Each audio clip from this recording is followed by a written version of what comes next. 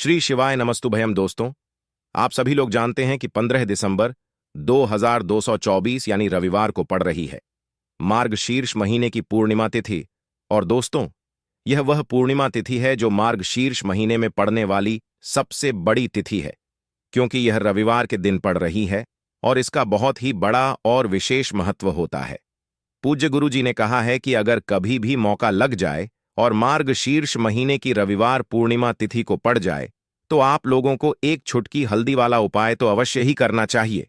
इन दोनों का संयोग बहुत कम आता है और इसी के साथ में गुरु जी ने अपनी शिव पुराण कथा में बताया है कि इस दिन आपको एक छुटकी हल्दी वाला उपाय तो आपको अवश्य ही करना चाहिए, क्योंकि ऐसा दिन पूरे साल में सिर्फ एक ही बार आता है। और दोस्तों, आप सभी लोग जानते हो कि रविवार पूर्णिमा तिथि का अगर सबसे बड़ा कोई उपाय है तो एक छुटकी हल्दी वाला उपाय है। तो दोस्तों, इस रविवार पूर्णिमा तिथि के दिन आप लोगों को इस एक छुटकी हल्दी वाला उपाय को जरूर करना है। बहुत सारे लोग होंगे जिन लोगों ने इस उपाय को ना किया हो, मतलब पूरा साल निकल गया, उन्होंने किसी भी दिन इस एक छुटकी हल्दी वाला उपाय को ना किया हो। पर दोस्तों, आपके पास एक आखिरी मौका बचा हुआ है, जो कि 15 दिसंबर पूर्णिमा तिथि के दिन है। तो इस दिन आप लोगों को इस वाले उपाय को जरूर कर लेना है।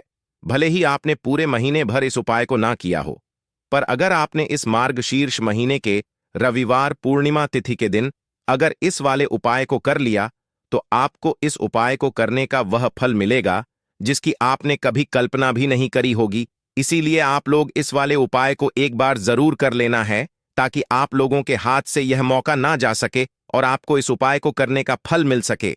दोस्तों, यह उपाय पंडित जी ने अपनी अभी की ही श्री शिव महापुराण की कथा में बता आया है, जिस उपाय को आज हम आपको बहुत अच्छे से समझाने वाले हैं। इस वीडियो को देखने के बाद इस उपाय को समझने के लिए आपको कोई और वीडियो को देखने की जरूरत नहीं पड़ेगी।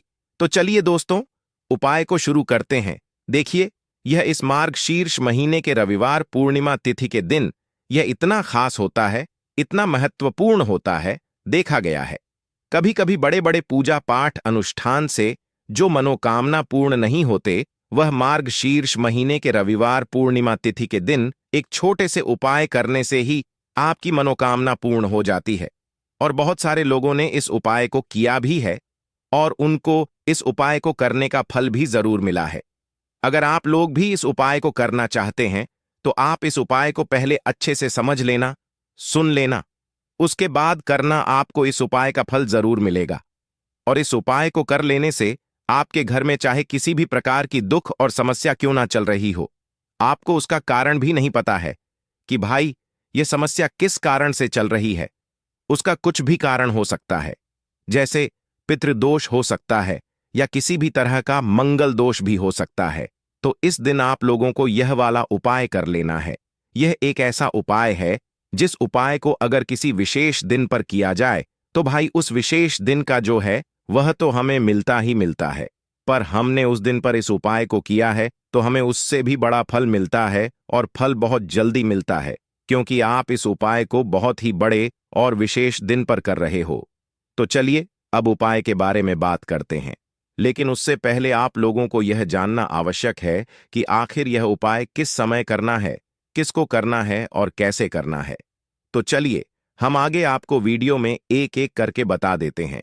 लेकिन उससे पहले अगर आप लोग हमारे चैनल पर पहली बार आए हैं या फिर मेरी आवाज आज पहली बार सुन रहे हैं तो हमारे चैनल को सब्सक्राइब जरूर कर लेना और इस वीडियो को लाइक करके कमेंट बॉक्स में श्री शिवाय नमस्तुभ्यम ओम नमः शिवाय जरूर टाइप कर देना।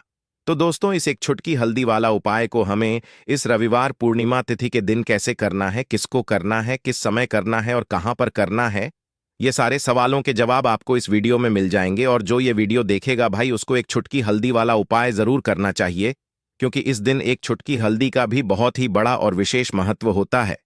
और जब बात आ जाए एक छुटकी हल्दी वाला उपाय की, तो यह सोने पर सुहागा वाली बात हो जाती है और यह एक बहुत ही बड़ा उपाय हो जाता है इस रविवार पूर्णिमा तिथि का। तो अब दोस्तों, इस एक छुटकी हल्दी वाला उपाय को आखिर करना किसको है, सबसे पहले हम लोग वह बात जान लेते हैं। तो देखो, घर की जो बड़ी माताएं बहनें होती हैं, उन माताओं बहनों में से कोई भी एक बड़ी माता बहन इस वाले उपाय को कर सकती है। और दोस्तों, अगर आप चाहें तो अपने घर में से सभी सदस्यों को भी इस उपाय को करवा सकते हैं। अगर किसी व्यक्ति की खुद की कोई मनोकामना है, खुद की कोई दुख और परेशानी है जो कि वह अपने लिए ही करना चाहता है, इस वाले उपाय को तो वह खुद अपने लिए भी कर सकता है। बाकी अगर कोई घर में से ऐसा है जो कि अपने पूरे घर परिवार की सुख और शांति के लिए यह वाला उपाय करना चाहता है, तो भाई वह भी कर सकता है। उसमें भी कोई दिक्कत वाली बात नहीं है। कहने का मतलब यह है कि इस उपाय को हर एक सदस्य भी कर सकता है और पूरे घर परिवार के सदस्य के लिए घर की बड़ी माताओं बहनों में से कोई एक माता बहन भी कर सकती है। माताएं बहनें अगर घर में उपस्थित ना हो या वह यह वाला उपाय ना कर पा रही हो, तो फिर घर का कोई बड़ा सदस्य भी इस एक छुटकी हल्दी वाला उपाय को कर सकता है, चाहे फिर वह पुरुष ही क्यों ना हो। उसमें कोई भी दिक्कत वाली बात नहीं है। अब दोस्तों, जो अगला प्रश्न निकल कर आता है वह यह आता है इस उपाय को लेकर कि आखिर इस उपाय को हमें किस समय करना है, सुबह के समय करना है कि शाम के समय करना है। तो देखो, इस वाले उपाय को आप लोग सुबह के समय भी कर सकते हो और शाम के समय प्रदोष काल में भी कर सकते हो। अब अगर आप पूछो कि भाई सबसे उत्तम समय कौन सा रहेगा इस एक छुटकी हल्दी वाला उपाय को करने का, तो हम आपसे बस यही कहेंगे कि इस उपाय को आप सुबह के समय करेंगे तो ज्यादा बेहतर होगा। बाकी अगर प्रदोष काल शाम के समय भी करेंगे तो भी अच्छा होगा, उसमें कोई भी दिक्कत वाली बात नहीं है। तो अब दोस्तों, जो अगली सबसे बड़ी और महत्वपूर्ण बात आती है वह यह आती है कि सुबह अगर हम उपाय को करेंगे तो हमें कितने बजे से लेकर कितने बजे तक के बीच में करना है, और शाम के समय प्रदोष काल में करेंगे तो हमें कितने बजे से लेकर कितने बजे के बीच में करना है। तो देखो, सुबह जितनी जल्दी हो सके आप उपाय को करने की कोशिश करना। बाकी अगर किसी कारणवश लेट भी हो जाओ, थोड़ी देर भी हो जाए, तो 10 या 11 बजे तक भी आप उपाय कर लेना, पर 12 बजे से ज्यादा देरी ना हो। ठीक है, इस बात का ध्यान रखना। उसके बाद में दोस्तों, अगर शाम के समय प्रदोष काल की बात करें, प्रदोष काल का जो समय होता है वह शाम के 6 बजे से शुरू हो जाता है। मतलब शाम के 6 बजे से लेकर शाम के 6 बजे से रात के 8 बजे के बीच में आप कभी भी इस वाले उपाय को कर सकते हो। उसमें कोई भी दिक्कत वाली बात नहीं है। देखिए, कई लोगों के जीवन में ऐसा होता है कि वह मेहनत बहुत ही अधिक करते हैं, लेकिन उन्हें अपने कार्य में सफलता नहीं मिल पाती है। यानी कि जो उनका भाग्य है वह उनका साथ नहीं देता है। तो रूठी हुई किस्मत को चमकाने के लिए और सोए हुए भाग्य को जगाने के लिए आपको यह उपाय करने चाहिए। देखिए दोस्तों, पहला उपाय विशेषकर पूर्णिमा तिथि का दिन है, तो यह उपाय आपको तुलसी जी के वहां पर करना होगा। देखिए, इस उपाय को करने के लिए सबसे पहले तो आपको मात्र एक स्टील के पात्र के अंदर 2 चम्मच कच्चा दूध मिलाना है और इसी पात्र के अंदर आपको शुद्ध जल भरना है और इसी के साथ में आपको एक चुटकी हल्दी भी इसी पात्र में डाल देनी है। यानी कि आपको स्टील के पात्र के अंदर कच्चे दूध से युक्त जल तैयार करके उसमें एक चुटकी हल्दी डालना है और इस पात्र को आपको तुलसी जी के पौधे के वहां पर लेकर के पहुंचना है। अब यह जो जल है इसे आपको तुलसी जी के पौधे में धीरे धीरे अर्पित करना है। ओम नमो भगवते वासुदेवाय, इस मंत्र का कम से कम 11 बार जाप करते हुए। देखिए दोस्तों, जो भी व्यक्ति पूर्णिमा तिथि में कच्चे दूध से युक्त जल और हल्दी से युक्त जल इस प्रकार से तो तुलसी जी के पौधे में अर्पित करता है, तो यकीन मानिए आपके जीवन में सफलता से जुड़ी जितनी भी समस्याएं हैं, यानी कि आपका किसी भी प्रकार का यदि कार्य अटक रहा है, आपको जिन भी कार्यों में अड़चन आ रही हैं, तो वह सभी अड़चन इस उपाय से दूर होगी। देखिए, बहुत से बच्चे ऐसे होते हैं जिन्हें कुछ समझ में नहीं आता है कि उन्हें आगे क्या करना है, या कि लाइफ में यदि सही रास्ता आपको नजर नहीं आ रहा है तब भी आपको यह उपाय करना चाहिए, यानी कि उनके जीवन के जो निर्णय हैं वह सही हो सके और उनके मार्ग में जो भी बाधाएं आ रही हैं वह भी दूर हो सके। तो ऐसे बच्चे भी यह उपाय कर सकते हैं। अब दोस्तों, हम जान लेते हैं दूसरे विशेष उपाय के बारे में। देखिए दोस्तों, यह जो उपाय है, पहला उपाय यह आपको सूर्यास्त से पहले ही करना है। अब हम जान लेते हैं दूसरे उपाय के बारे में। देखिए, इस उपाय को करने के लिए सबसे पहले तो आपको मात्र 7 चने की दाल लेनी होगी। देखिए, चने की दाल जो है वह कहीं से भी खंडित नहीं होनी चाहिए।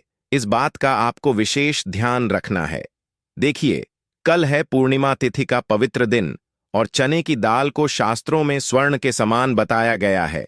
और जो भी व्यक्ति चने की दाल पूर्णिमा के दिन शिवलिंग पर अर्पित करता है तो वह स्वर्ण के समान ही मानी जाती है।